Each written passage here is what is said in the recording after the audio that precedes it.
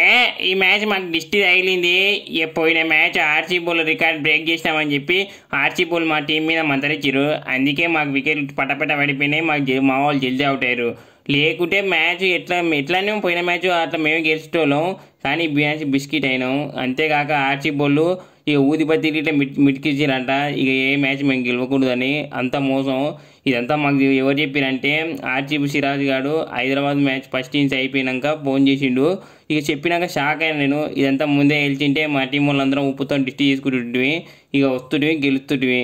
కానీ ఇక మ్యాచ్ ఓడిపోయిన కారణం అంతా ఆర్సీబీలే. ఏం చేస్తాం, ఇంకా నెక్స్ట్ మ్యాచ్ అయితే హైదరాబాద్లో ఉంది, ఇంకా చెన్నైతో ఉంది.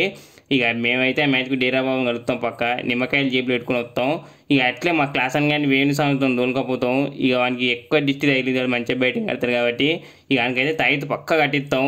ఇక చెన్నై మ్యాచ్లో మాత్రం ఇట్లుండదు, ఇంకా దిగుడే 6 లేపుడే 270 రికార్డ్ బ్రేక్ చేసి మేమే పక్క.